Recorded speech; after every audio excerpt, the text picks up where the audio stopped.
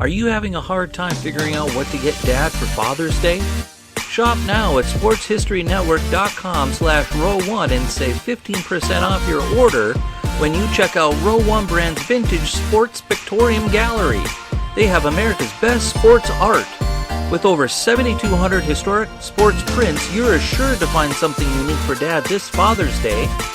If he's an NFL buff, check out the 1963 vintage NFL helmet poster. Shop now at sportshistorynetwork.com/row1.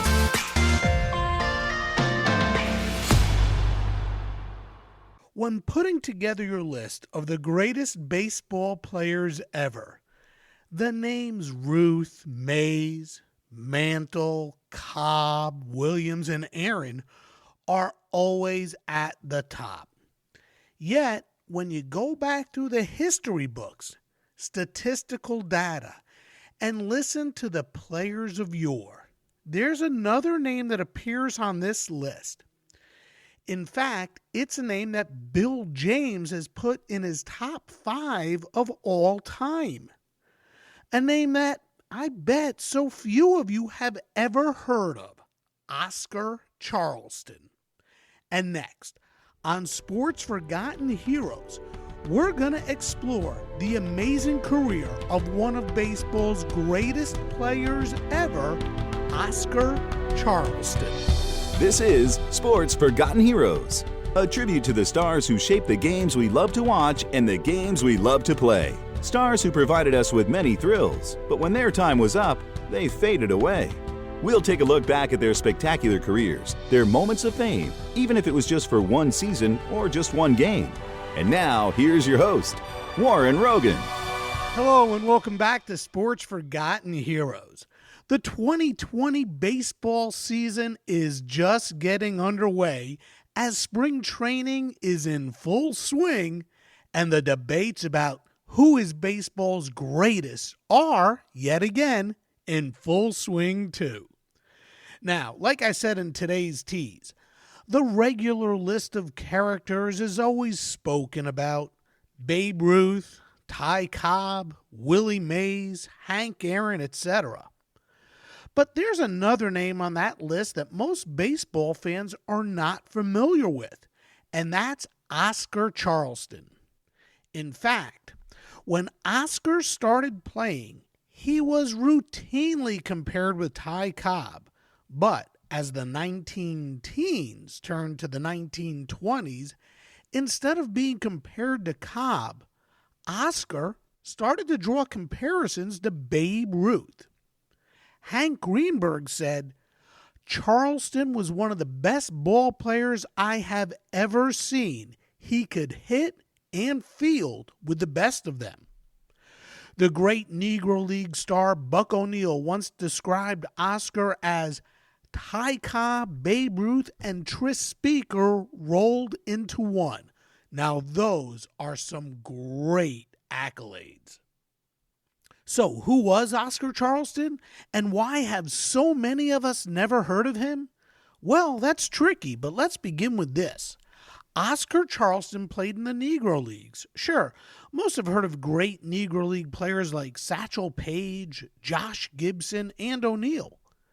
But Charleston's best days actually predate those stars. And not only that, Oscar's best days came at a time when, there was very little structure to the Negro Leagues. And we're going to get into all of that with today's guest, Jeremy Beer, who recently released a biography on Oscar entitled Oscar Charleston, The Life and Legend of Baseball's Greatest Hero, published by the great folks at the University of Nebraska Press.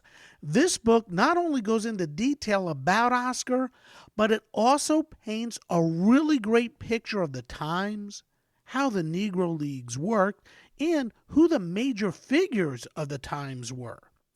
Jeremy's book recently received a few awards as well, including the prestigious Seymour Medal, awarded by the Society for American Baseball Research, SABR, for the best baseball history or biography published in the preceding year. So, congratulations to Jeremy for such an honor. Now, before we get into today's show, I do have a favor to ask. You know, I created Sports Forgotten Heroes back in April of 2017. This is a hobby. And as the years have passed, downloads have increased. I couldn't be more thankful for all of you who listen and download Sports Forgotten Heroes. But I wish I could get even more downloads. If you have friends or family, if you know anyone who might enjoy this type of content, please let them know. When I was thinking about launching Sports Forgotten Heroes, a friend of mine told me that if you're interested in this type of content, then there's got to be other people out there who would be interested as too. Well, with the amount of downloads, his point was correct. But I think there's still more of you out there who listen to podcasts and don't know that Sports Forgotten Heroes exists. So please spread the word. Let's see how big we can make this podcast. Like I said, I do this as a hobby. So I don't have the marketing dollars that the big boys do. And anything you can do to help would certainly be appreciated. Let sports fans know about Sports Forgotten Heroes on Twitter. Follow at SportsFHeroes. I make posts every day about the forgotten stars and my guests. Check out Facebook for the Sports Forgotten Heroes page and share it with your contacts. Subscribe to Sports Forgotten Heroes on Instagram or visit sportsfh.com. Now that website is where I have more information about all my guests, more information about the forgotten stars I talk about, links to the books my guests have written, and you could always make suggestions, comments, or more. And if you listen on Apple Podcasts, please give Sports Forgotten Heroes a 5-star rating. And if you can, a short 5-star review would be wonderful as well. Thanks for your help. All right, today's show is really jam-packed. I want to get right to my interview with Jeremy Beer as we talk about the great Oscar Charleston. Jeremy, welcome to Sports Forgotten Heroes. I am thrilled you could join us. I'm glad to be here. Thanks.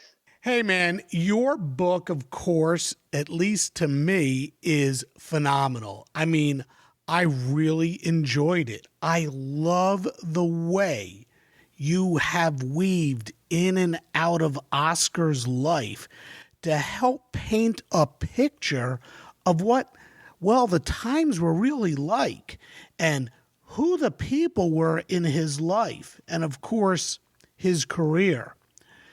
This Thanks. being, yeah, absolutely. I mean, it was really, I mean, it really is a good book.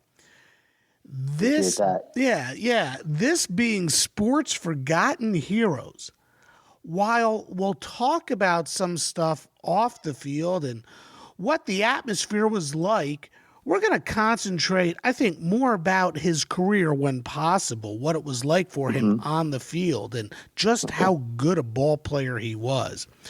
So I'd like to begin with this. Why are these names so much more known, at least in my mind, than Oscar Charleston, Satchel Paige, Buck Leonard, Cool Papa Bell, Josh Gibson? If Oscar is regarded by so many as the greatest player in the history of the Negro Leagues, then why is he known by so few? It's a great question. So the one thing all of those men have in common that you just named is that they all came a generation after Oscar. They were still alive and in a couple of cases playing when integration happened in 1947 in the National League. And obviously Satchel starts with the Indians in 1948. So their stories were fresher in people's minds when historians and researchers started to get around to documenting the history of the Negro Leagues in the 1970s and really in the 1980s and on. Oscar was part of an earlier generation, and he's just one of many great players from that earlier generation and the generation prior to his that have been unjustly forgotten. So that's one reason, just a generational thing. Mm-hmm. The second is, Cool Papa Bell had a great nickname. He also that helps. He also had he figured in some of Satchel Paige's stories, and then of course Satchel was Satchel. There's just no one ever like him. Incredibly charismatic, quotable, ditzy, just this incredible personality. And Buck Leonard and Josh Gibson played together on the Homestead Grays, and like a fearsome twosome. And Leonard probably wouldn't be as remembered as he is if it weren't for being paired with Gibson. And then also Leonard, again, was around. People could talk to him. He could interview him. He wrote an autobiography. So those would be a lot of the reasons. Another one would be all of those men, and certainly others that have been remembered, had descendants. If you want to be remembered, having children really helps. And Oscar didn't have any children. Great He's point. also separated and estranged from his wife, so she didn't have much to say by the time people were getting around to trying to document this stuff. So those would be some of the reasons why Oscar has faded into obscurity, whereas those names, and not many others beyond those names, when it comes to the Negro Leagues, have remained somewhat in our collective memory. Mm-hmm. How did you discover him, and why did you take this project on? Bill James. Bill James, the father of modern sabermetrics, great baseball historian. He, in 2003, published the new Bill James Historical Baseball Abstract. And it was a new edition of a book he had published a decade or so earlier. But this time, he did a top 100 players of all time list, and he included Negro Leagues players. And being Bill James, he had done a lot of research into the Negro Leagues, and he wanted to, his goal was to suss out just how good these men were. And number one in his list is Babe Ruth. Number two is Honus Wagner, I think. Number three is Willie Mays. I may have those two mixed up, but you all heard of those three guys. Mm-hmm. Number four was a guy named Oscar Charleston, and I had never heard of him. Nobody else I knew had ever heard of him either. It was astonishing to me. How could the fourth greatest player of all time, according to no less a person than Bill James, be someone I've never heard of? So I just started digging into him what I could find online, which wasn't much. And that was really disappointing. And then I discovered he was from Indiana, which is where I'm from. Mm-hmm. And I thought I knew all the great athletes from Indiana. I was like worshipped at the altar of Larry Bird. And, I knew about the Big O, my dad is always talking about the Big O growing up. Mm-hmm. So turns out there was another Oscar from the exact same neighborhood, just a generation earlier, and no one knew anything about him.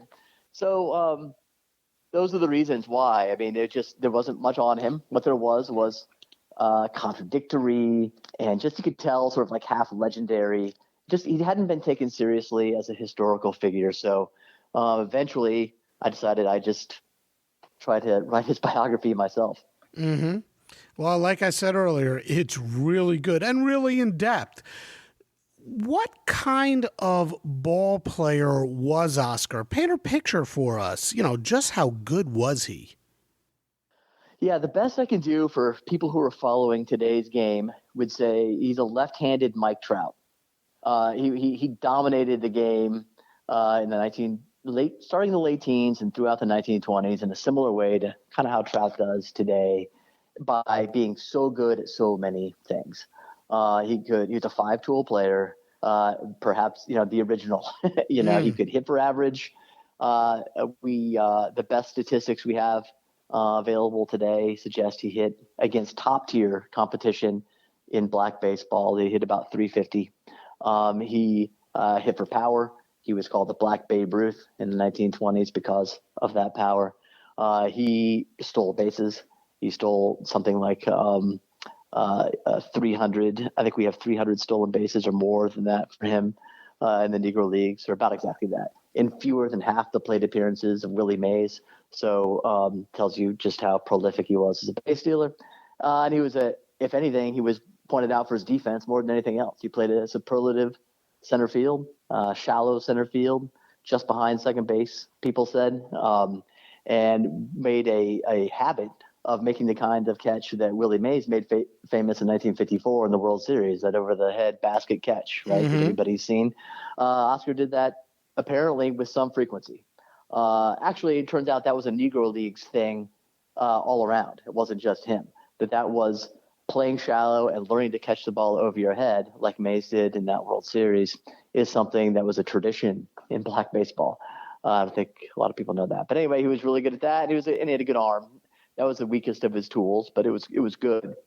So, yeah, he was Willie Mays before Willie Mays, or a left-handed Mike Trout. Just a dominant guy. Barry Bonds without the steroids. I mean, about the best I can put. That's who he was. And then add to that like an edge like Bryce Harper competitively, and sometimes a temper like Yasiel Puig. And that's kind of the whole package you have with Oscar. But he was a leader too, like someone that people gravitated towards, and was managing a player manager by the time he was 27 years old. So really had a very unique package in its totality. Mm-hmm. Well, you compare him to a guy like Trout. You mentioned Bonds and Willie Mays. What about his power? How strong was he? I mean, tell us about his power, and like you do in your book, if you can explain some of his legendary blasts. I mean, this guy could hit the ball a long way, and we're talking about the early 1900s and 1920s. Yeah. Guys didn't hit the ball that far. Yeah, he was among the first to realize that you didn't just have to slap your way around the bases. When he comes up as a rookie in 1915 with the Indianapolis ABCs, he immediately is called, this amazing slugger because he hits like 2 home runs in his first few games of playing. And it was a time when there were very, very few home runs hit. So he gets a reputation very quickly for that. Later, a few years later, he hits the longest home run in a number of ballparks history. The newspapers are always saying like it was the longest home run ever hit at Harrisburg's Island Park. It was the longest home run ever hit at this park. It was this happens over and over, and it seems like his hands. Well, he was just, first of all, he was built like a tank. He's built like a linebacker. That's the other kind of Trout like comparison I like. Trout, he's a thick guy, really strong torso. Oscar was the same way, and his hands were so strong that he could rip the cover off a baseball with his bare hands. Wow. They were so rough and so strong. That's well attested. I thought that was a legend, but I talked to a couple of people in person. They said, no, they'd seen him do it. It was real. He also one time got in an accident. He's driving a big Buick in the South, and hit something in the middle of the road. The car flips over. Fortunately, nobody's hurt. He and a bunch of players, but he gets out of the wreckage and he's still holding pieces of the steering wheel in his hands. Like his hands were stronger than the force, Wow. So some other people say his hands were like rough as Brillo pads. It just was a strong, rough guy. And it played out on the field in terms of his home run prowess. In his best years, he would hit like 15, 20 home runs by our best of our knowledge today, 15 or 20 home runs, but that's again in about 300 plate appearances. Mm-hmm. So he probably was like a 30 to 40 homer guy in if you had like a complete major league season going. And who knows what he would actually done in the majors, although we know that he hit better against major league pitchers in postseason exhibition contests than he did against Negro Leagues pitchers. So there's every reason to believe he would have done very well. But yeah, he hit the ball hard. He had strong arms and really strong hands. Mm-hmm. And there are some major leaguers who had some very complimentary things to say about Oscar, who actually faced him in exhibition games. Yeah, Dizzy Dean said he could hit that ball a mile. I think that's the exact quote. And Dizzy Dean played against him in 1934, I think it was, right after the Gas House Gang won the World Series. Hank Greenberg said he could hit the ball as far as anyone who ever played. Honus Wagner said he was as good a player as he'd ever seen in all the years he'd been in baseball. Wagner said that in the early 1950s. Yeah, I mean, it's the core. Those aren't nobodies. There are a number of other instances of people, white observers, as well as of course black observers, saying that he was as good as anybody who ever played, and on occasion also saying that he hit the ball as hard and as far as anyone who ever played. Jeremy, there are a few people whose names we might hear throughout today's podcast whom many might know, some might not. So let's do some name association and tell me who these people were, perhaps, and how they might associate with Oscar. And we'll start with C.I. Taylor. C.I. Taylor. Well, I'm sure if people haven't heard of Oscar Charleston, they've never heard of C.I. Taylor, but he deserves to be remembered too. He was the owner and manager of the Indianapolis ABCs. He was one of 4 Taylor brothers to play in the Negro Leagues and to be associated with the Negro Leagues. And he was one of the main rivals of a man named Rube Foster, who was the best-known owner and manager in the Negro Leagues in the teens and 20s and had previously been a great player. Foster owned the Chicago American Giants and managed them. Taylor was in Indianapolis, and they had a great rivalry. C.I. Taylor was a military man, college-educated, very civically minded, and did as much as anyone to build up black baseball in the early part of the 20th century. And he was the man who signed Oscar Charleston, and he was his mentor and somebody that Oscar thanked repeatedly as his career, wound to an end in his managing days for having, tutored him in the ways of baseball. Mm-hmm. You just mentioned Rube Foster. Can you tell us a little more about Rube? Rube was a great pitcher in the very early days of the Negro Leagues, like by the turn of the century, in the first 10, 15 years or so. I guess it'd be more like the first 10 years of the 1900s. Got into managing and owning his own team in Chicago. Was known for his competitiveness. He would argue at length with umpires all the time and would get any edge he possibly could to win a game.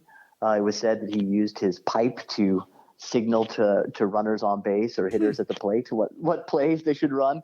I don't know if that's true or not.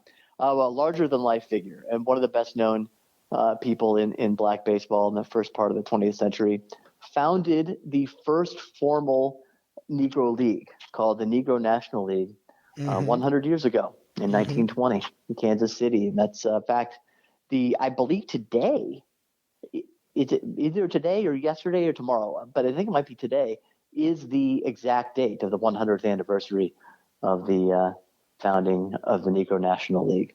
So very important figure from that respect. He really had great administrative abilities and vision, and was at the forefront of the movement, this very kind of Booker T. Washington idea of, if they won't let us in, we'll build it ourselves, and we'll do it better. And nothing could, show more that we deserve to be treated with equality than that. So that was Rube Foster. And for those listening, in case you're wondering when today is, I do these shows quite far in advance. Today is actually February the 13th. No problem. Now, I thought as soon as I said that, I was like, wait, people aren't going to know what today is. It's okay. It's all right. Now, I don't know if I'm going to get this name correct. Dizzy Dismukes. Dismukes, I think. Dismukes, okay. Yeah, Dizzy Dismukes. Another person who, gosh, I wish he was remembered more, and I wish I knew more about him. He was a teammate of Oscar's on the ABCs in the late teens and I think into the early 20s. Was a great submarine pitcher. I think he pitched sort of like Kent Tekulve or somebody like that. Oh, really very dipped cool. down low. Yeah. In fact, he was called an underhand pitcher. And so when you're reading newspaper accounts at the time, you're picturing somebody winding up and pitching like a softball, but I don't think that's how it was. I think he dipped just so far down, like someone like Tekulve did. Dismukes was a really good and effective pitcher. And he went on to actually manage a little bit the Dayton Marcos. He managed once or twice. I think the ABCs a little later into the 20s after Oscar had departed. Was highly respected despite the name. You think he might have been really sort of like a busy sort of guy. But he went on to be like the traveling secretary for the Kansas City Monarchs. I think that was his title. And basically it was sort of like at the front office for the Monarchs, which was, one of the most famous and well-run black baseball teams in the 20s, 30s, and 40s. He may have been there when Jackie was there, actually. I'm not sure. But yeah, I don't know much about his personal life. All I know is that Oscar's wife, there's a picture of Oscar Charleston's wife with Dizzy's wife in Oscar's personal photo album. So I know he was married at one time. That's about all I know about him personally. Okay. Couple more. Ed Bolden. This is fun because nobody ever asks about these guys. Oh, so I'm okay. glad that you are. Oh, good. Ed Bolden. Ed Bolden worked in the post office.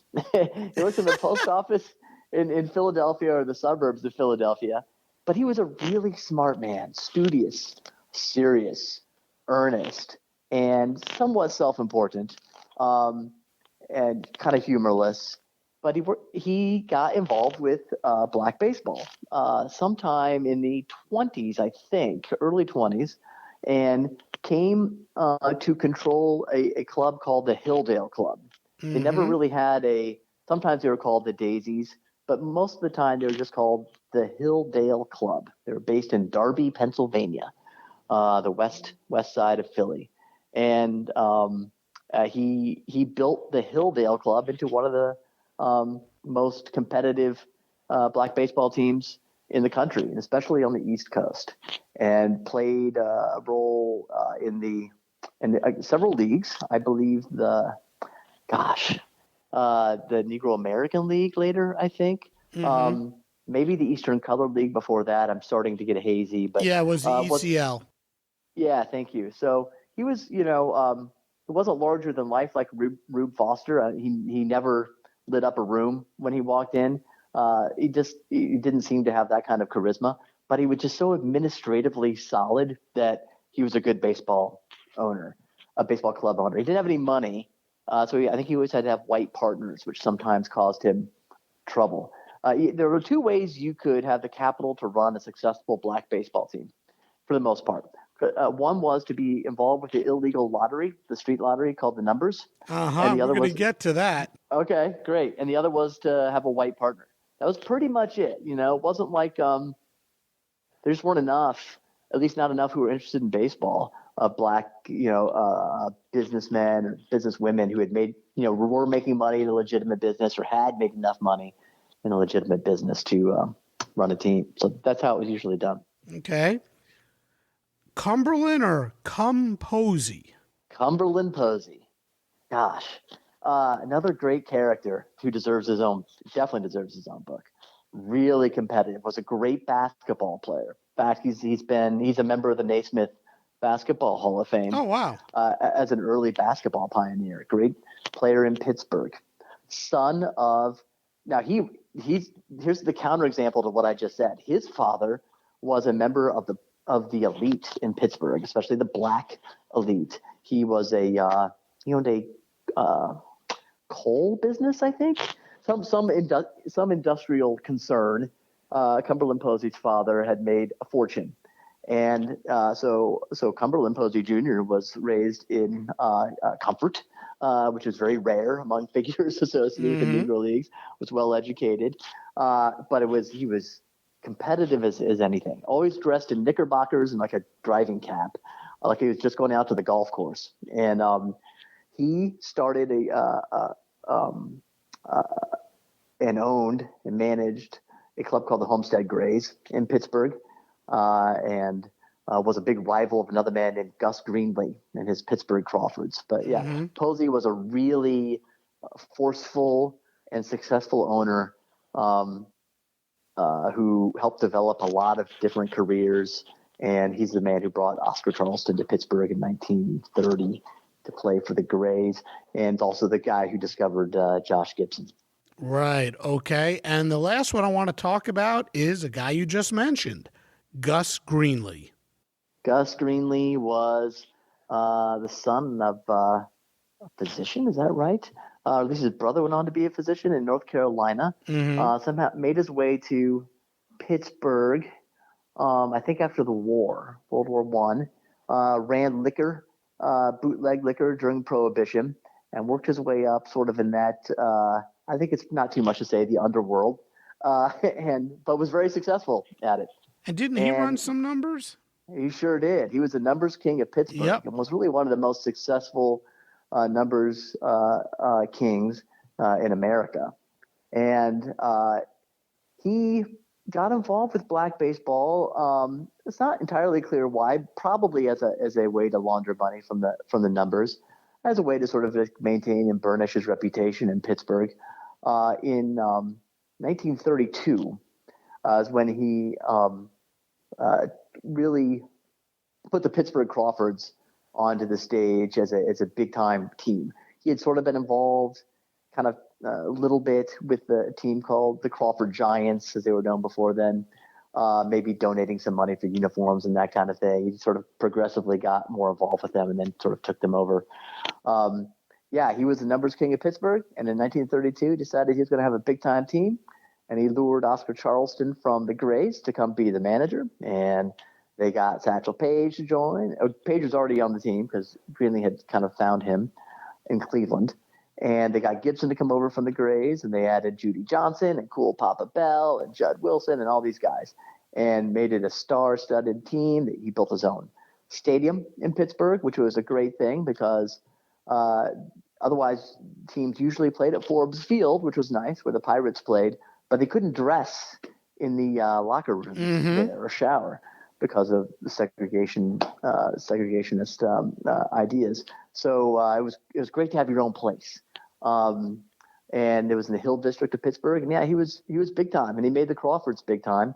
But near the end of the Depression, he suffered some financial losses. The police started to tighten up on his operation, and he ended up selling the Crawfords in 1939, I think, for a pittance to a ownership group from Toledo that included a man named Jesse Owens. Right, and I have Jesse Owens later on I want to talk about because you certainly bring up Jesse in your book, and that one's a little mind-boggling to me, but we'll get there. Let's pick up the story of Oscar from the time he faked his way into the Army, and by fake I mean he got himself into the Army when he was just 15 years old. Why did he want to enlist, and did he get to play much baseball while he was in the Army? Right. Well, we don't know exactly why he wanted to enlist. He didn't leave us a diary of that, but we can guess. So he had graduated from the 8th grade in 1910, and he apparently did not go to high school. His sister said he had only completed the 8th grade. It was probably over the next year or so that he was a bat boy for the ABCs, and who knows what other work he picked up. So I think he was just drifting. He couldn't play on the baseball team in the integrated high school at the time. The high schools were integrated in Indianapolis, but not the sports teams. So that may have played some role in his decision. But in any case, at the age of 15 in March 1912, he enlisted in the Army. That was 3 years before you were supposed to be allowed in, but he lied about his age, which is a lie he had to continue on every Army application he had to keep filling out for the rest of his life. Sometimes you see 1896 is his birth year is crossed out, and 1893 is put in instead because they had to be consistent.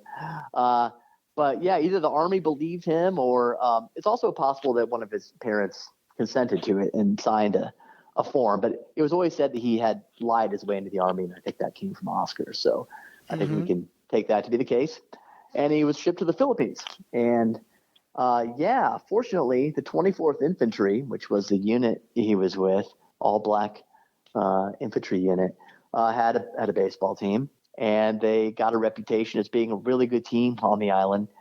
And in 1914, they were invited to join the Manila League, which was a semi-pro baseball league based in Manila that had 4 teams: the All-Army team, the All-Navy team, the All-Filipino team, Native Filipinos, and then it wasn't All Marines team, but they got shipped out. So the 24th Infantry was invited to take their place, and that's the team that Oscar debuted with made his professional baseball debut with in 1914. 2 future Hall of Famers on that team. Oscar Charleston and a man named Bullet Joe Rogan. No relation. No relation. No relation. That's too bad, because he was one of the greatest two-way players ever, kind of Babe Ruthish.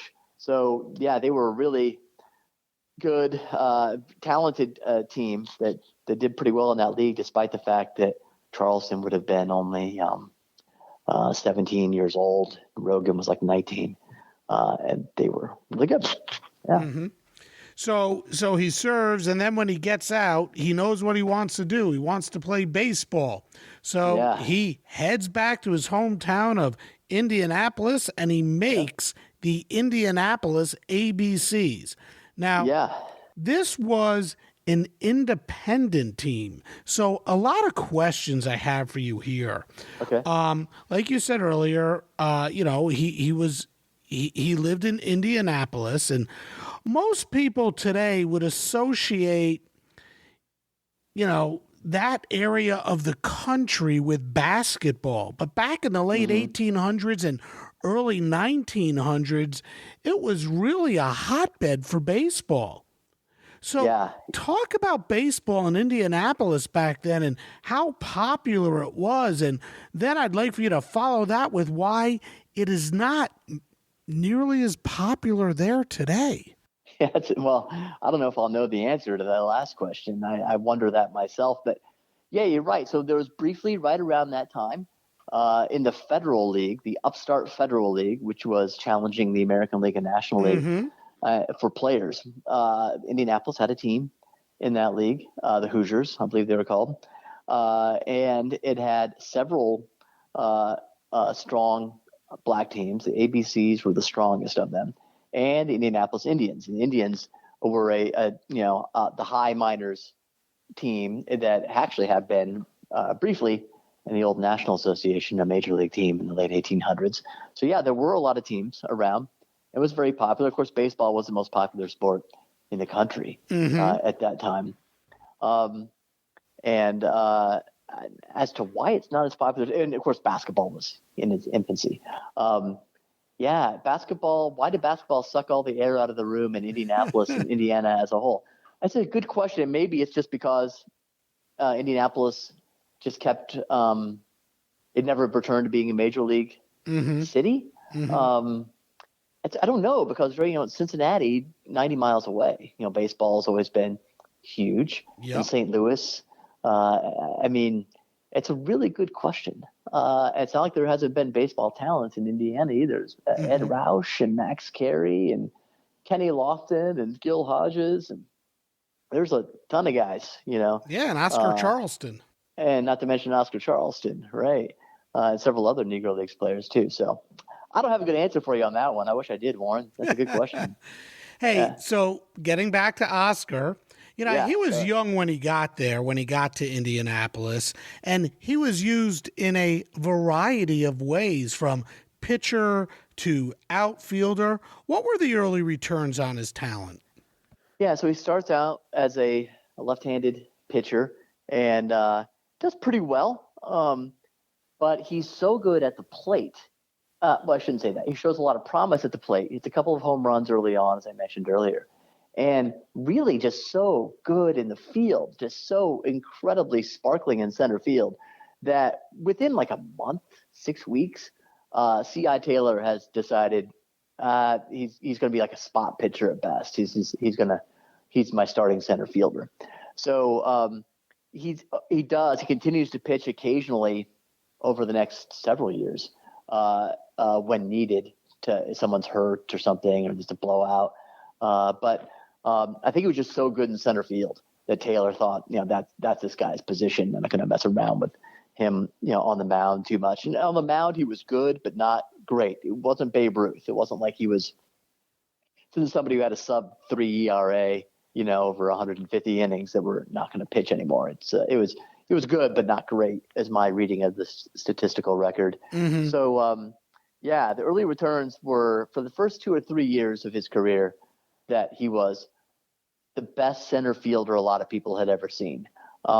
He seems to have been one of the first guys to master and display the one-handed catch, which we all take for granted today.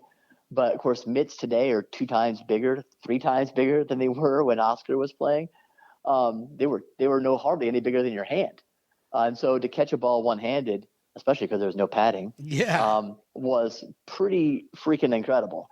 And he was one of the first.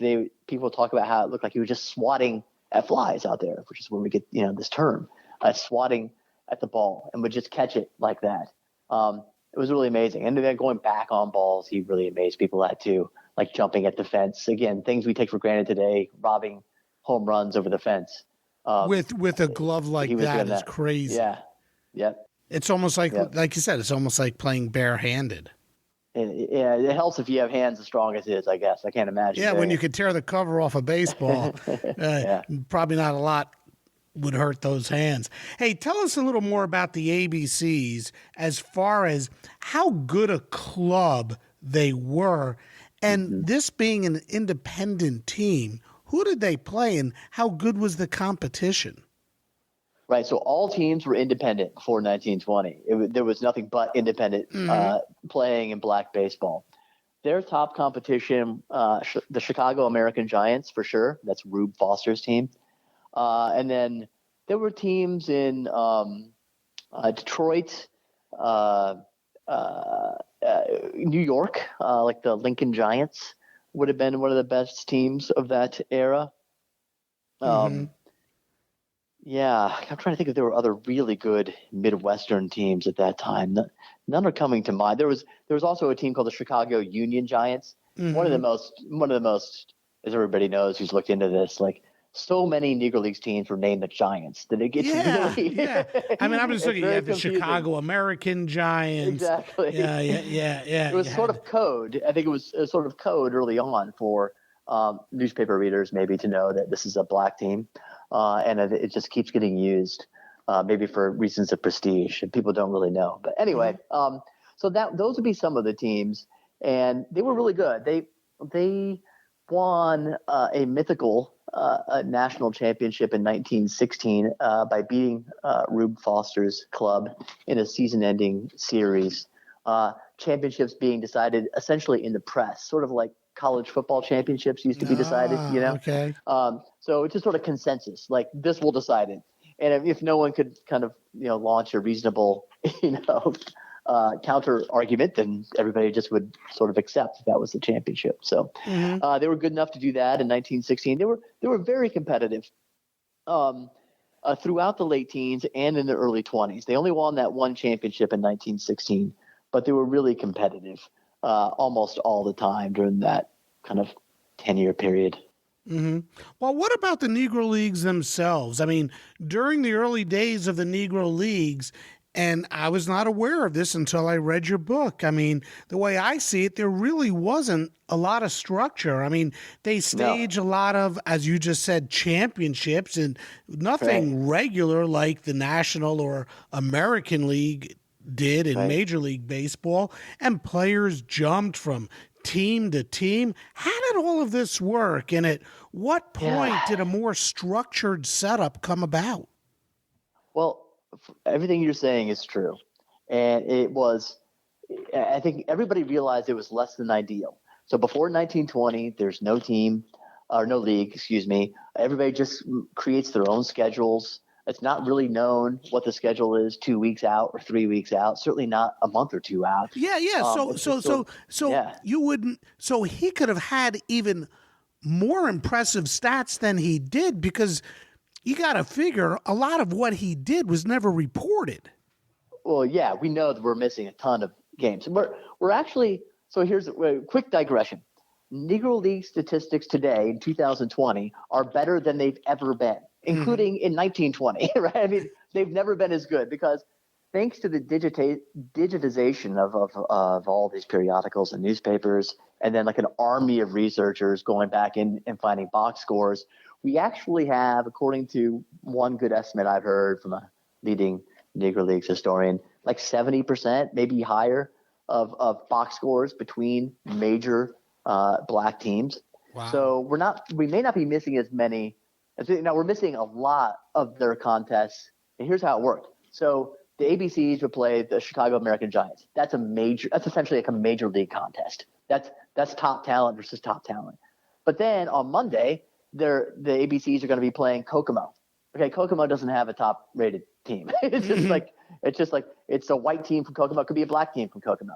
And then they're going to play Logansport, which is even worse, right? And then up to Fort Wayne, and then back down to Indianapolis, and the Detroit Stars are going to come into town, and that's a major league team. So it's this mix. It's like if the Yankees are out on the road, and they're going to play, the Red Sox, but then they're going to play the Portland Sea Dogs, and then they're going to play the American Legion team from Bangor. It's just like it's crazy, the range of competition. Now, the other thing that was different was it's like as if the American Legion team from Bangor today had two potential all-stars on the team.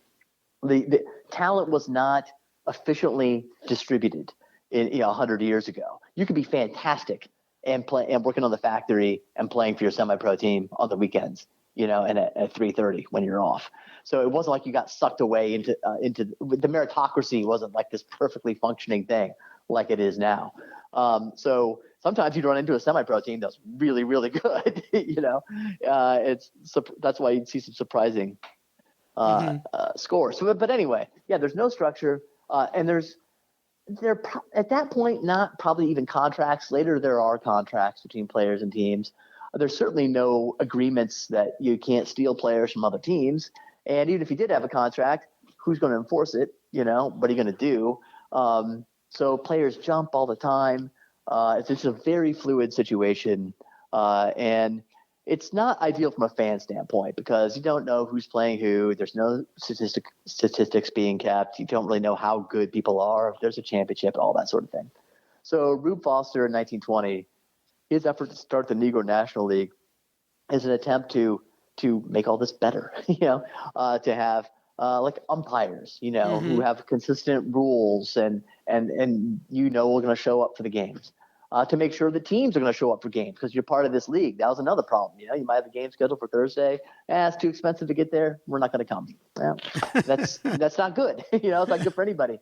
So it did help start to solve a lot of these problems, but it was never that the Negro National League and then later the Negro American League, the Eastern Color League, and all the leagues that came up over time were never as strong as the National League or the American League and so-called organized baseball. They just didn't have the mutual trust between owners wasn't there. The faith that the league was going to last and work wasn't there. Some of these sort of intangible things that you need for a league to be successful that we don't even think about.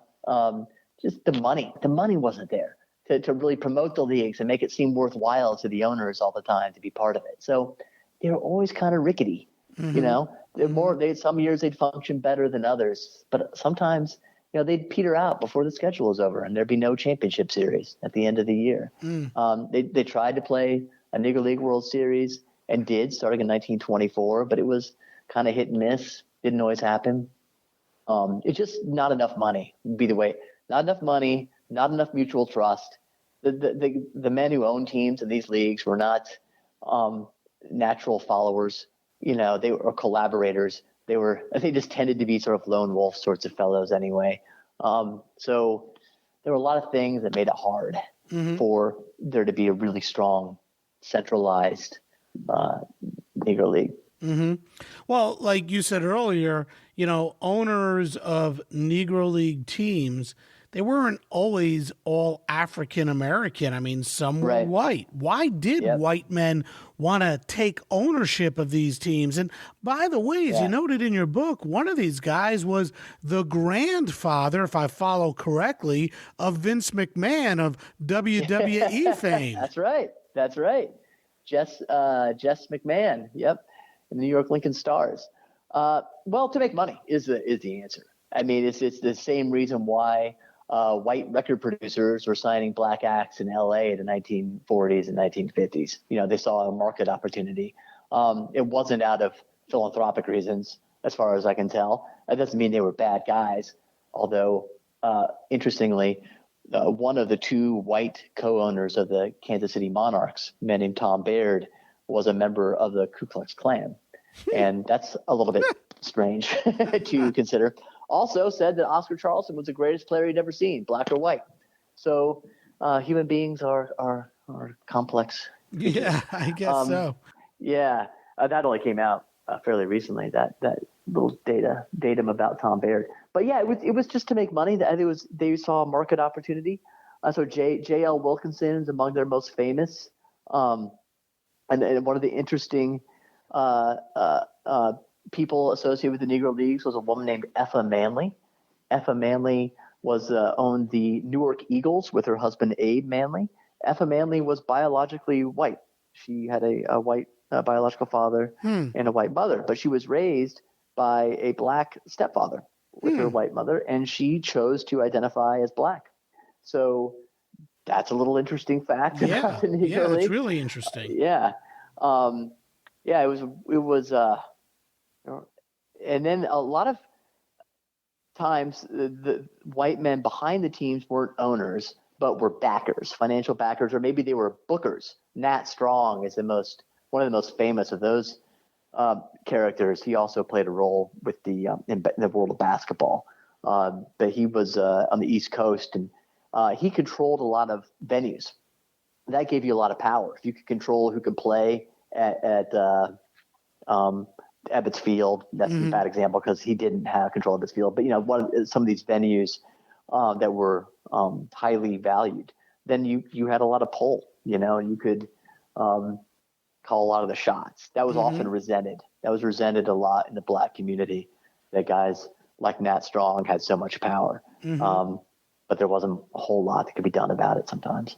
What about money? I mean, what kind of money did these guys make? Did they have to have side jobs during the season when they were playing? Did they ever make enough money that they didn't have to work a second job?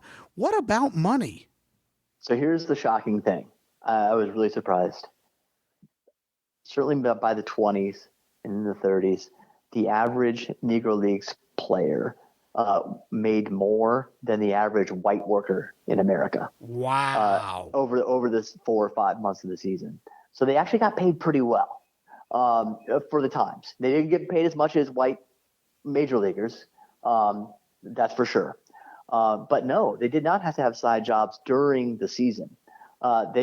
First of all, you were playing every day during the season, and probably oftentimes twice a day and sometimes 3 times a day. So there wasn't any time to have a side job, and there was nothing as lucrative as getting another game. So you had your regular salary from your team, and then you might make more from barnstorming games that weren't sort of controlled by your team's owner. So you got a piece of the gate for those. So they did pretty well. The average Negro Leagues player made pretty good money with respect to their own community, and even compared to the average white worker. They had prestige within the African American community because of all the travel they got to do, and the places they got to see, and because of the money they got to make. So that it was grueling in the sense that the travel was just tough.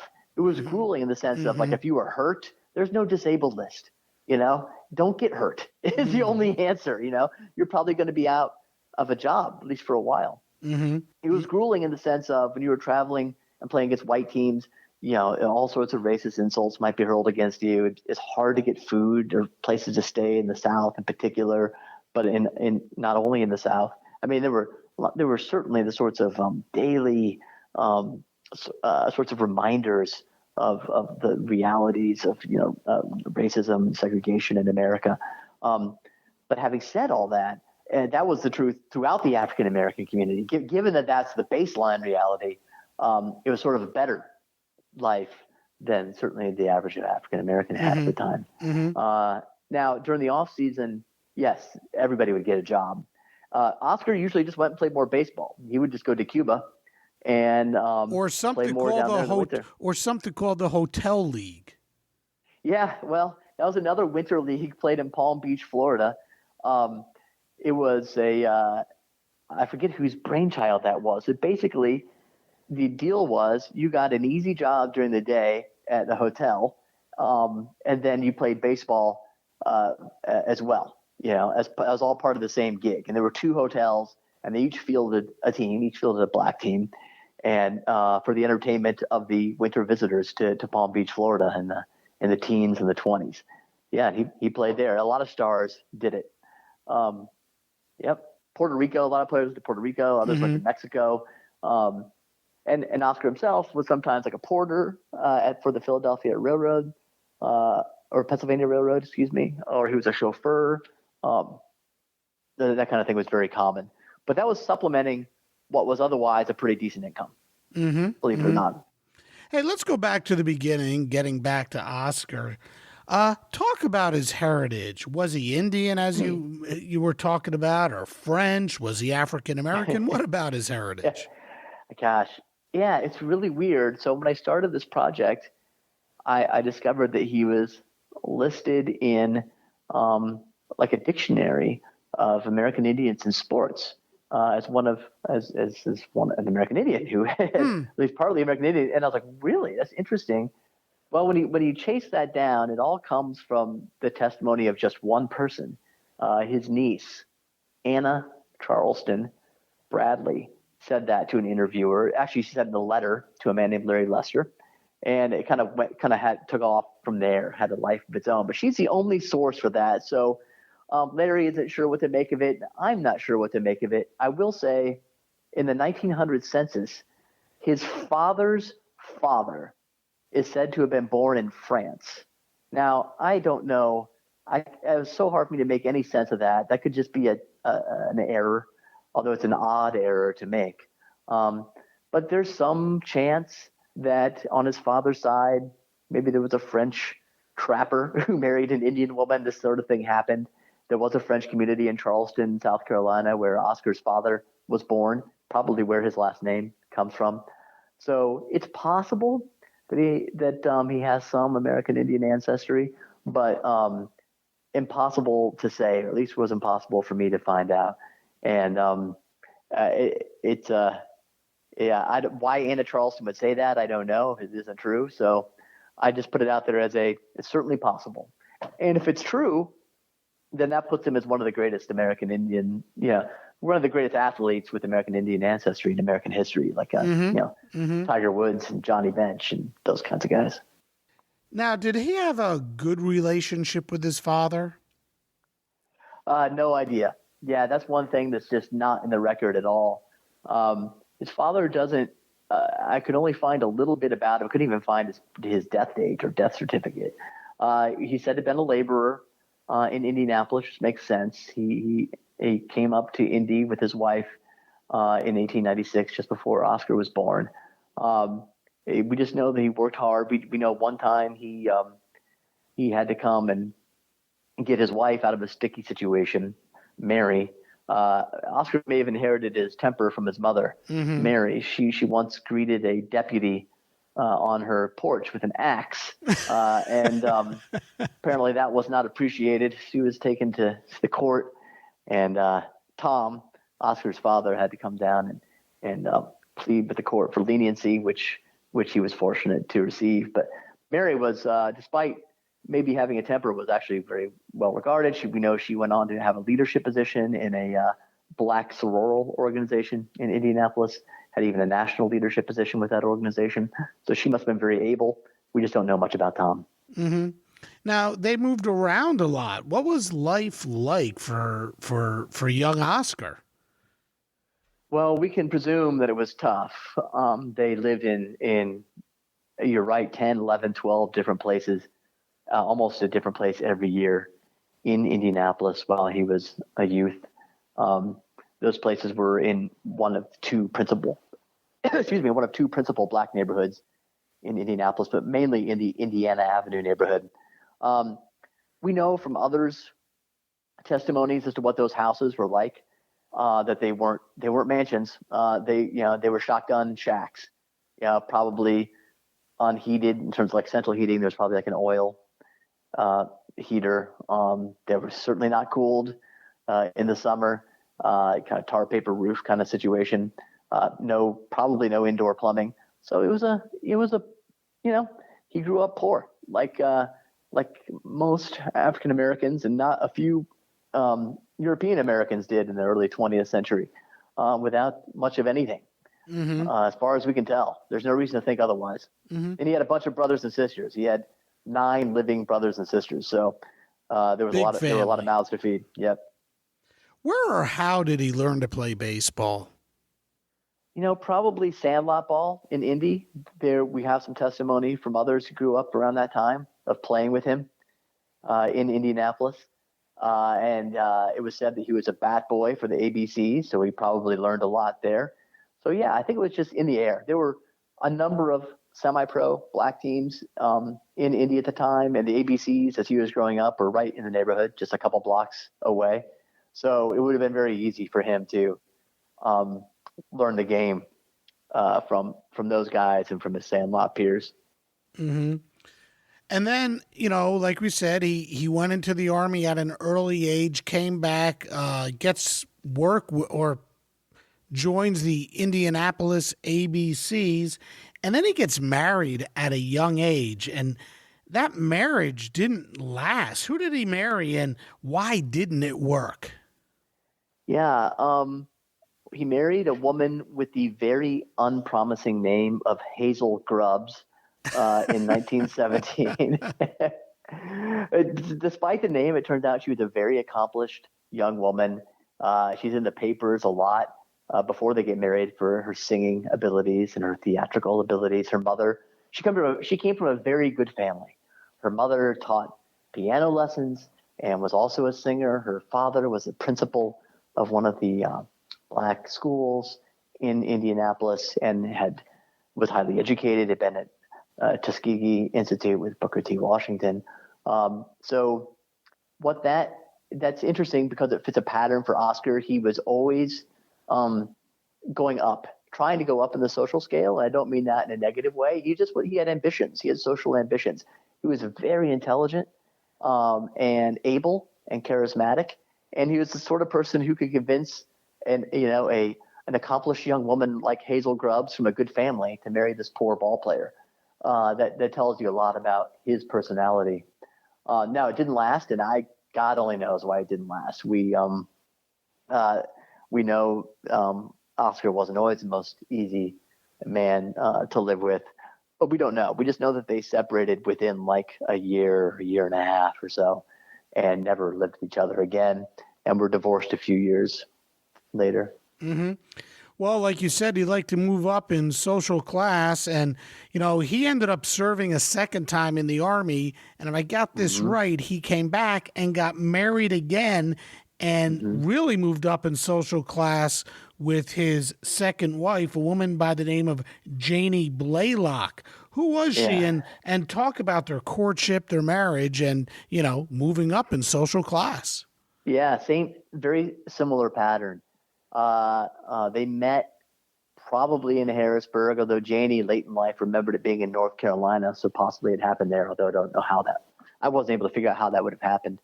But she came from a very good family too. Her father was a minister in Harrisburg, was spoken of as someone who might one day be a bishop in the AME church. He was a college educated person. Her mother also came from a good family.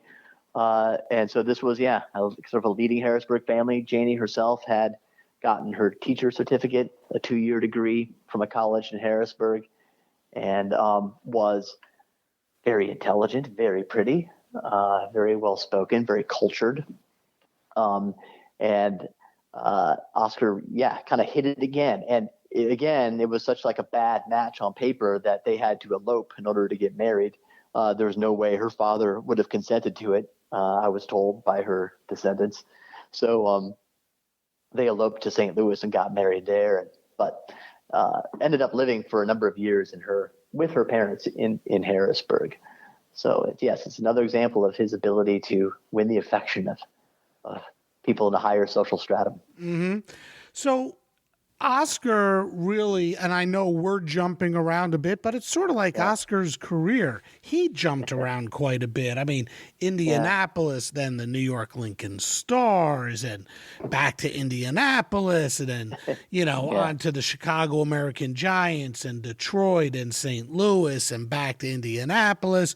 How does he end up in Harrisburg? And really, when he gets to Harrisburg, he meets Janie, marries Janie, but he goes to play for Harrisburg in the, I think it was called the ECL, the Eastern Colored League. Mm-hmm. And this is really where he enjoyed some of his greatest exploits on the field. Yeah, so he meets Janie in 1922, marries her pretty much right away. They actually are in Indianapolis in 1923. He's with the ABCs. And couple of things. The ABCs are sort of falling apart. C.I. Taylor has died, and his wife, Olivia, is not apparently up to the task of running the team. There's money issues or whatever, but it's clearly the ABCs are not going in a good direction. And I'm sure Janie wanted to come back to Harrisburg, where her family was. She's close to their family.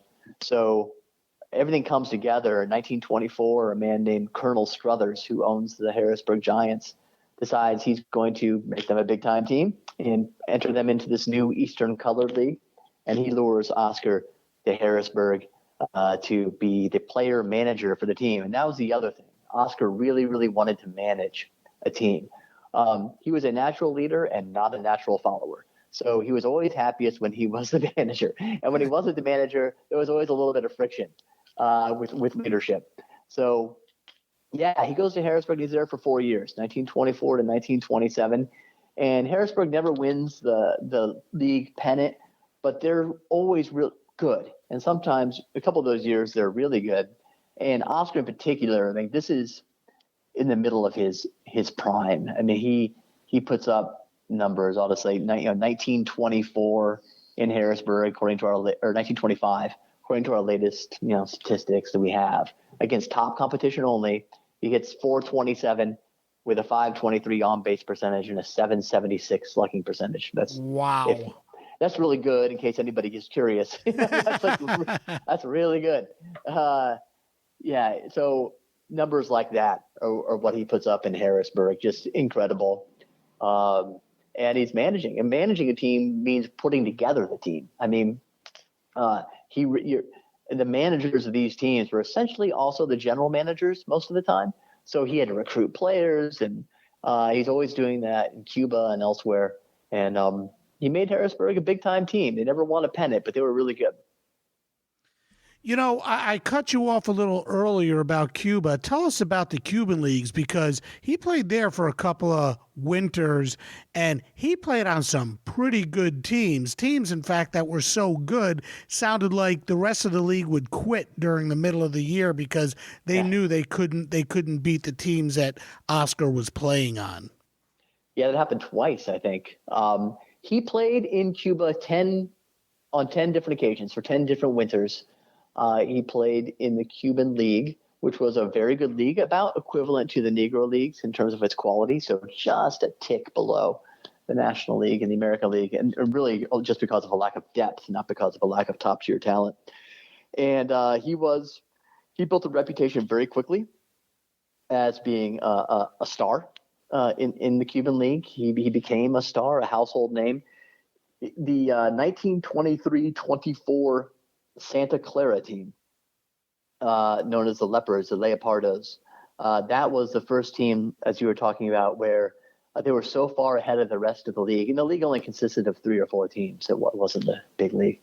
They were so far ahead about halfway through the season that the title was just given to them and a new league was started. Like a new season was started right away. And then they won that one too. So they won 2 championships that year.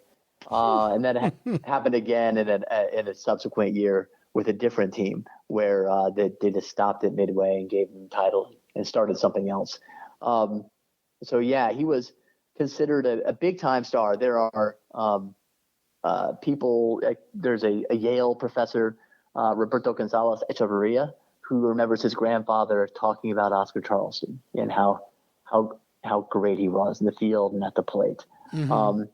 And he endeared himself to fans by how hard he played and how intelligently he played, like, tagging up from second base and a deep fly ball to center field and scoring, that kind of thing.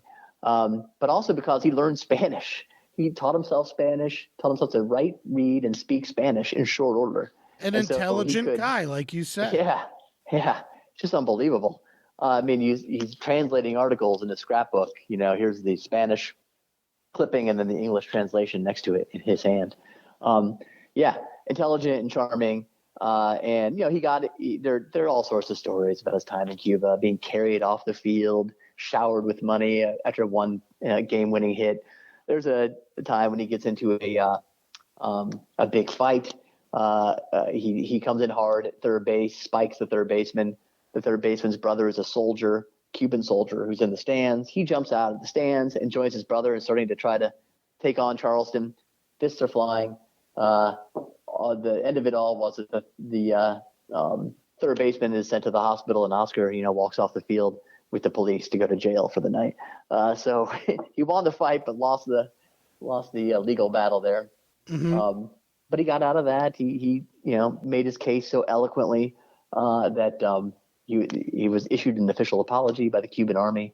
You can't make this stuff up. He was so charming. It's just the exact opposite of what you would think if you had a cursory knowledge of him from the internet. You'd think he was like a violent psychopath. He had a temper, like an Irish temper, I think of. And he inherited it from his mother. Inherited from his mother, but he wasn't angry. Right. He never. The way you wrote it is like he was never looking for a fight, but he never shied away from a fight. That's right. Yeah. Occasionally his Irish temper, so to speak, would get the better of him, and he'd get into it with an umpire or whatever. But yeah, he wasn't out there instigating, he played really hard and intensely. And definitely if a fight broke out, he was ready. He enjoyed it. He loved boxing. He was big and strong. This will be fun. That seems to have been the attitude. Hey, let's go back to Harrisburg. Their big rival was Hilldale, and we talked about Hilldale a little earlier, and they both played in the Eastern Colored League. But I get the feeling from the way you wrote this that the playing field wasn't always even, especially when it came to Hilldale. Talk about the rivalry between Harrisburg and Hilldale and how some games they counted towards the standings, but some games didn't. And for Oscar and Harrisburg, they didn't necessarily know which games counted and which didn't until after the game was played. At least that was what they claimed. Yeah, at least that is what they claimed. It was. This goes back to the entire problem of Black baseball leagues structure and management. Hilldale's Ed Bolden, we mentioned him earlier, our postal worker, was the commissioner of the Eastern Color League. He also was the owner of the Hilldale Club, which was one of the strongest clubs in the team. And there were always charges throughout the Eastern Color League's short history that, as you said, the playing field was tilted towards Hilldale, whether they got to choose the umpires or maybe umpires because they were getting paid by Bolden, gave his team the benefit of the doubt.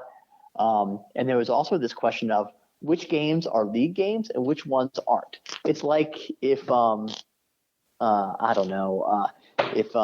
went to Indiana University, right? It's like if Indiana and Purdue played 4 games a year, but only 2 counted towards the Big Ten standings and 2 were just like independent ones. That would be weird enough. But it's even weirder if you don't know ahead of time which is which. And that was the claim anyway. That I was like, well, no, that one wasn't a league game. Wait, I thought you said before the season that the 3rd and 4th ones were going to be league games. No, we changed that.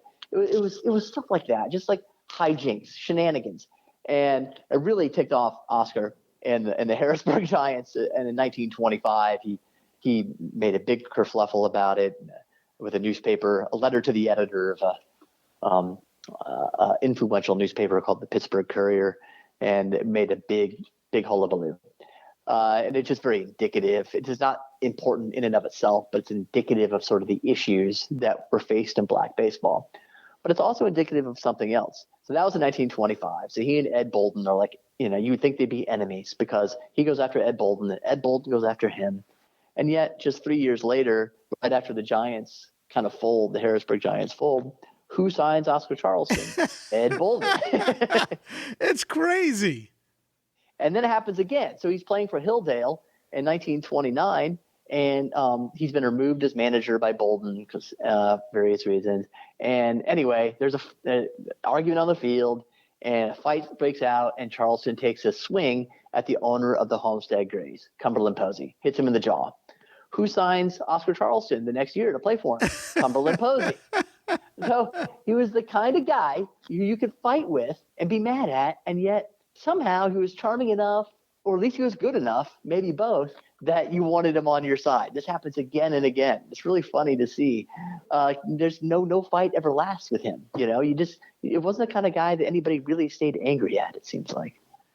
Yeah, so he goes from Harrisburg to Hilldale, and then he goes from Hilldale to the Homestead Grays, one of the greatest teams in the history of baseball. And, they have such talent on that team. And, in fact, today, February 13th, on MajorLeagueBaseball.com, I read an article about how some people might actually think that the Homestead Grays might have been the greatest team ever, period, bar none, all teams, all leagues combined. So talk about the Homestead Grays and how did Oscar wind up with them? So, yeah, Posey may have been an offer he couldn't refuse was one reason. The other reason was that Bolden had in 1929, Hilldale had a lot of expectations, a big press build-up. They were going to be great. A man named Martin DeHigo was on the team, along with Oscar and some other stars. And they got off to a slow start. And Oscar was the manager, and he got canned. Bolden, sort of had a Steinbrenner moment. It's like, you're out. So Charleston, I think, was disaffected for that reason. And then Posey made him a great offer to come out to the Grays. He'd actually barnstormed with the Grays the off season just before that. So I don't know, they may have sort of patched things up if there was anything to patch up at that time.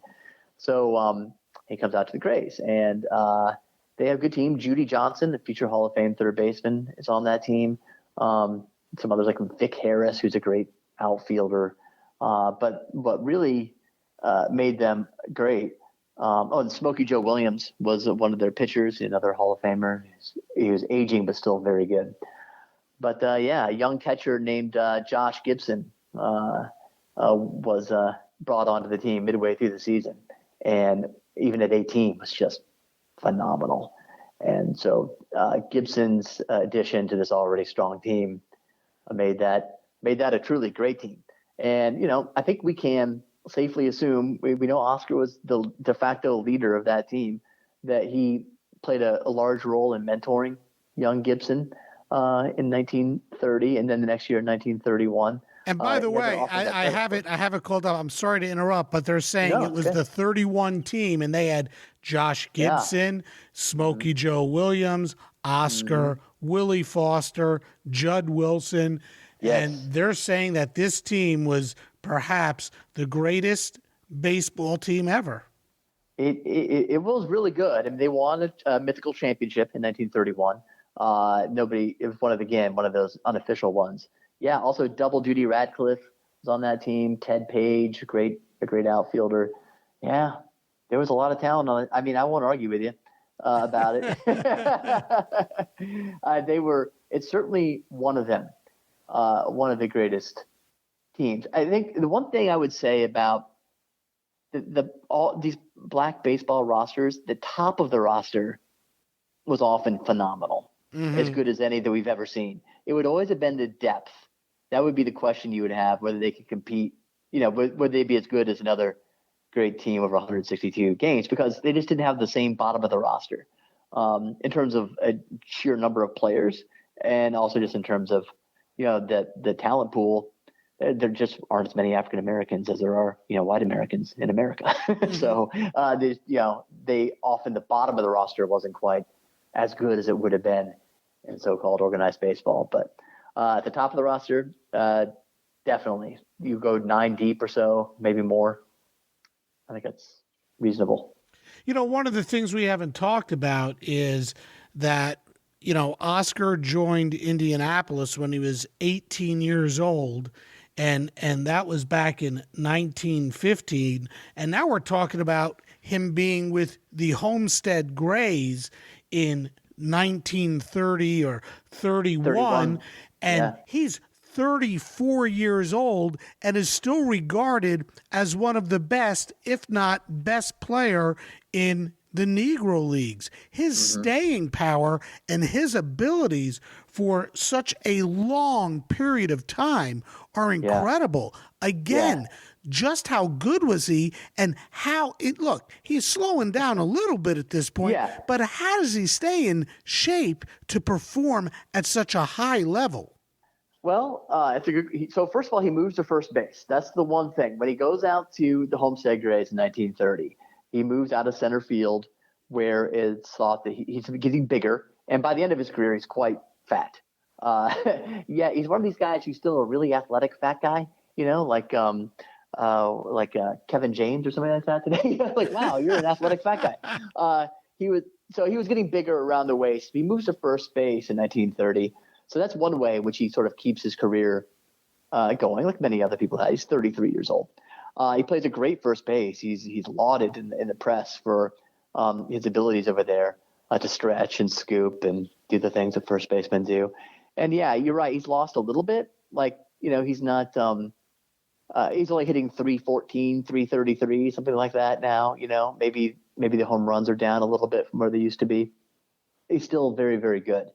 And that continues. He really doesn't even through 1936, when he's 39 years old, he's still a very good performer. And in fact, 1934, do I have this right? The first Negro Leagues All-Star game, I think is in 1934. And he's the leading vote getter in that, for that All-Star game, more than Paige and Gibson, even though they've been around for several years by that point. So that tells you he was still highly regarded by fans as well. He had great really, you're right, 1915 through 1936, 22 years. There's really not a clunker in there. He's always good, and sometimes a lot of times he's fabulous. Mm-hmm.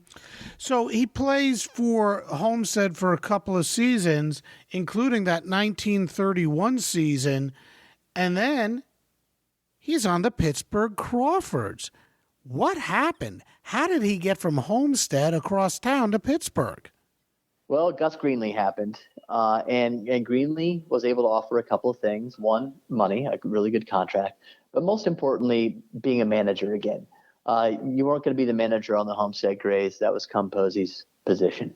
But Greenlee offered him, you be the manager, and also, once again, that means you're putting together the team. So to be the man, to be the leader, something that Oscar was always attracted to. And so I think that's why he made the jump over to Greenlee. And he really stays with the Crawfords until the end of the line with them, which would be 1940 or so. Now, one of the interesting things you wrote about was the fact that as he did grow older, and by the way, like you said, he had some really good seasons with Pittsburgh, and then his playing time started to dwindle, and that's where I was getting to, is that you said, I don't know if you used the word bored, but he just wasn't overly excited with playing every day. But when the game was on the line, he wanted in. He really had a flair for the dramatic all the way up to his final days playing when he was in his, 43, 44 years old. Can you give us some examples?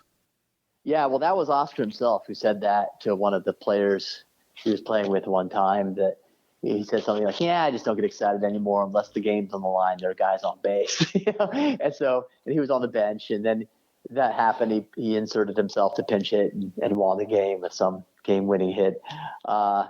He was old, his legs were going. He was big. He weighed a lot. But he still loved the moment. And there are examples of him, inserting himself as a pinch hit in a game when he was managing the Philadelphia Stars, like in 1943 or so, 1944. And in fact, they intentionally walked the man in front of him to pitch to him when they saw him in the on-deck circle. And that was a mistake. He promptly wrapped the game-winning hit, the line drive that passed the pitcher's head. He had a lot of examples like that. He, trying to stretch a double into a triple even when he's big and fat and old, and he had to crawl the last 30 feet to third base. Players laughed about that. They thought that was hilarious. Similar time, he's on third base, and he's trying to score on a sacrifice fly to the outfield. He's big and fat. But he just gave it everything he had and just plows into the catcher, knocks him on his butt, ball rolls away, Oscar scores. He loved to compete. He loved to win. And he loved to be that guy even when he was well beyond his prime. Mm-hmm. Jeremy, when talking about Oscar's notoriety or why he's forgotten, you come across things like a name you mentioned earlier, Jesse Owens. And you discuss this in your book. The fact that Oscar and Jesse spent more than a year together touring with, one of the teams Crawfords. here, the Crawfords, and yet Owens never mentions Oscar in his biography. So talk about their friendship or being forced to work together and why Jesse never mentions Oscar. Yeah, Oscar just had this kind of luck too. It was just that sort of thing seemed to happen to him. Owens was really embarrassed later in life. In the 70s, when he gets around to writing, he writes 2 memoirs with the help of a ghostwriter in the 70s. He was really embarrassed at this point that there was a time in his life when he had to make money by traveling around with the Negro Leagues baseball team, and his role was to race people for the most part, before games, after games, during games, sometimes motorcycles, sometimes horses even. And it does not seem like a particularly dignified way to have had to try to make a buck. But he was making more bucks than most people, wasn't he? Yeah, he was. And it wasn't even just a black thing. Like white former Olympian sprinters, I discovered, were doing some of the same things. It just it was a tough time, the Depression. But it felt bad and felt undignified later, in retrospect, I think, in particular. So Owens is not – so he's not going on at length about this in his memoirs, but he really paints it as an embarrassing, humiliating thing to have had to do. And he doesn't mention Oscar, as you say, or anybody else. Doesn't even mention the name of the team he was traveling with, nor that he had an ownership stake with the team. But it's too bad, because what that represented to Jesse Owens in hindsight, it did not represent that to Oscar Charleston and the others in the moment. It didn't strike them as degrading and humiliating. It was hustling, to make a living and entertain people and show your skill.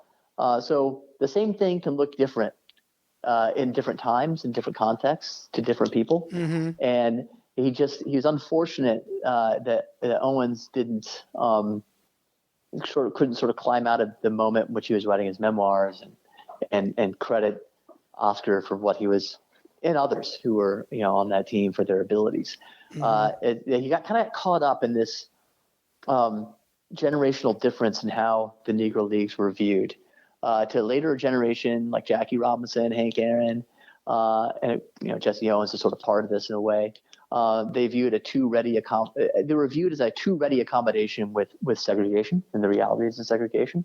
But that wasn't how the earlier generation, which Oscar's a part, or people like Composey, that's not how they viewed it. They viewed the Negro Leagues as having built their own institutions, giving the opportunity and a chance and showing that equality was real on the diamond, and we'll show you right here. So it just looked different to different people. It's the best way I can put it. Mm-hmm. And Yeah. Charleston Owens traveled around for 2 separate seasons. It's really kind of an amazing story. That's some of the greatest talent ever to be on a bus, on a back road in Ohio.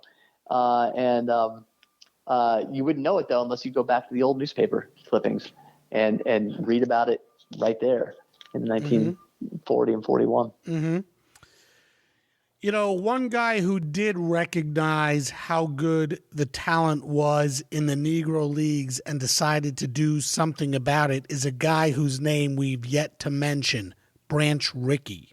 Mm-hmm. When did he enter Oscar's life, and what, if any, role did Oscar play in the color line finally being broken in Major League Baseball? He was sort of like this unofficial scout for Branch Rickey, wasn't he? Yeah, that's right. Rickey probably knew about Oscar starting in the early 1920s, if not earlier, when some black teams that Charleston was on, barnstorming teams, played barnstorming St. Louis Cardinals teams in postseason contests in St. Louis.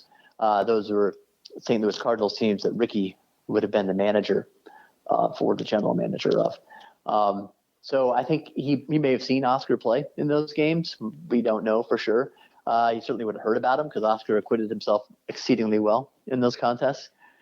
So he knew about Oscar, and of course Rickey knew everything about baseball. He wasn't somebody leaving anything to chance, so I'm sure he knew his reputation very well. In 1945, a new black baseball league got started called the United States League. Rickey became sort of one of its backers, and he agreed to have a team placed in Brooklyn at Ebbets Field. They were called the Brooklyn Brown Dodgers. And all we know is that Oscar was supposed to manage a different team in the league, the Hilldale entry, actually. But instead, as soon as it's announced that there's going to be a team in Brooklyn, all of a sudden he's the manager of the Brooklyn team.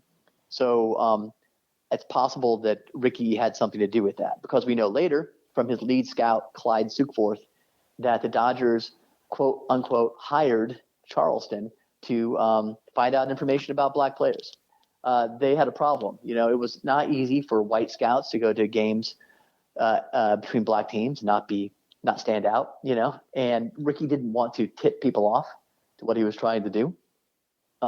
He also couldn't get really good information and intel on players. We know how important that was to Rickey. He wanted to sign just the right kinds of people. And Charleston was very useful in that. So we know that Charleston helped scout Roy Campanella. In fact, he assured Rickey and his scouts that Campanella's stated age was his real age.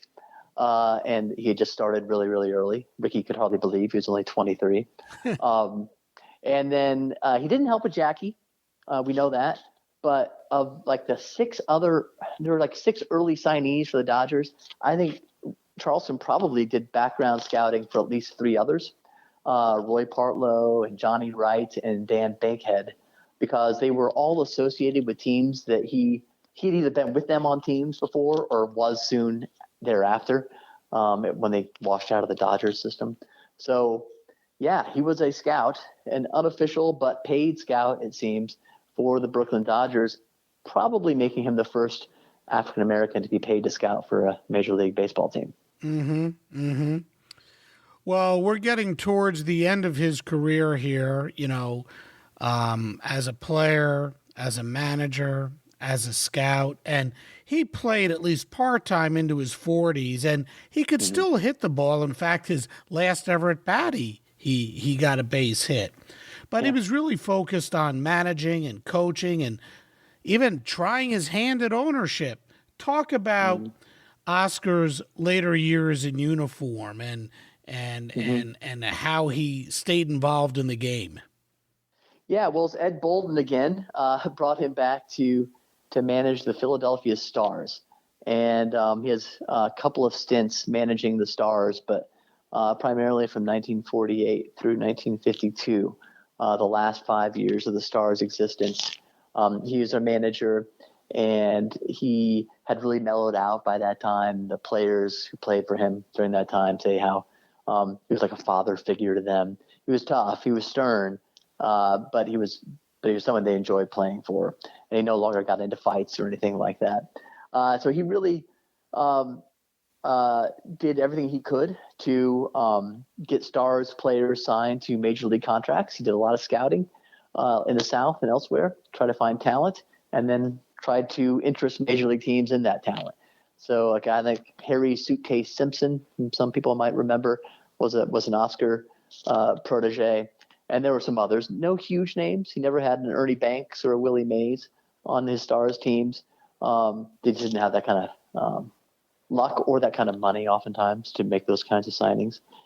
And then he ends his career managing the Indianapolis Clowns in 1954 to a Negro American League championship, which was something that brought him a lot of satisfaction. And he right after that season is over, he falls down a flight of stairs in his Philadelphia home, probably had a stroke or something like that, and he dies a few days later in the Philadelphia General Hospital. Sort of a sad end to what was an absolutely phenomenal career. I got to ask you, Jeremy, when you were doing your research for this book, what surprised you the most about Oscar Charleston? What did you uncover to go, wow? I think his personality is what surprised me. It wasn't what I expected at all from the little I had known before I started the project. I thought I might not like him. I thought he might be sort of an unlikable, angry, person. And so I was really surprised at how just entirely the opposite the case was, that almost universal testimony to how charismatic he was and charming and had a kind of smiling, happy personality, at least when he wasn't, in the middle of an intense baseball game. So I was really surprised and just floored by how charismatic he was, what a natural leader he was, and how intelligent he was. If somebody who, born in different circumstances, would have been, today, again, that functioning meritocracy, highly functioning meritocracy, he would have gone to like a great college. He would have been highly educated. He would have been obviously a phenomenal athlete. Then he would have gone on to a sterling front office career or an on-field managerial career. It would have been an interesting, not that it wasn't interesting as it was. It certainly was. But it would have been interesting to see what he might have been under different circumstances. But I certainly wouldn't want to. And the other thing that came to me studying him and others, these Negro Leagues players didn't view themselves like primarily as victims, and I think sometimes we're unintentionally condescending when we write about them and talk about them. Think that their talents were wasted, or their careers were wasted. That's not how they looked at it. It wasn't wasting your career to have a career in the Negro Leagues. It just was a different career. And it was unjust not to have the chance to play in the major leagues, to say the least. But it doesn't mean their lives were wasted. And so it was interesting to see how proud these men were of what they had accomplished under very difficult circumstances, and the sort of depth of character that created among many of them. That was really cool. Mm-hmm. Well, I got to tell you, Jeremy, again, the book is absolutely terrific. I mean, it's long, but it is jam-packed. Oscar Charleston, the life and legend of baseball's greatest forgotten player and winner of a couple awards. You've got to be so proud of what you've done here. I think it's great for Oscar to get that kind of recognition. I see those awards definitely as overdue awards to him. So that's great. Well, I want to thank you so much for taking the time to spend with me on Sports Forgotten Heroes. There is so much more that we could cover about Oscar Charleston, but 3 or 4 hours would be just a little bit too long. Maybe another time. Awesome. Jeremy, thank you so much for joining me on Sports Forgotten Heroes. Thank you, Warren. So how do we sum up the career of Oscar Charleston? Record keeping was so poor for the Negro Leagues back when he played, especially during his prime years when the Negro Leagues really had no structure. His career batting average was a reported .339. Now, it could have been higher, could have been lower, but from what Jeremy wrote in his book, one could only guess that it was much higher, and same with his slugging percentage of .545. Oscar was elected into the Baseball Hall of Fame in 1976. He drew comparisons to Babe Ruth and Cobb and Tris Speaker. The great Negro League players we've heard of, guys like Satchel Paige and Josh Gibson and Buck O'Neill, say Oscar was the greatest. And Branch Rickey thought so highly of Oscar that he hired him to manage the Brooklyn Brown Dodgers, asked him to help identify players such as Roy Campanella when Rickey was looking to find the right player to break the color line. So, how great was Oscar? Well, I hope today's podcast helped paint a picture for you of how great he was. And I encourage you to get a copy of Jeremy's book, Oscar Charleston, The Life and Legend of Baseball's Greatest Forgotten Hero, which was published by the University of Nebraska Press. That will help you understand just how special a ball player Oscar was. Next time on Sports Forgotten Heroes, we're going to discuss the career of another very special player, only this time on the hardwood. A player, a star, whose career was tragically cut short.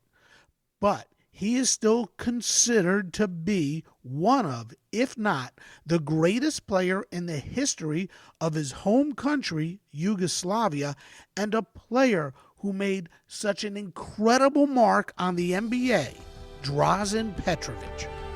That's next time. For now, thanks for listening, and a big thank you to Jeremy Beer for joining us. And we'll see you next time on Sports Forgotten Heroes.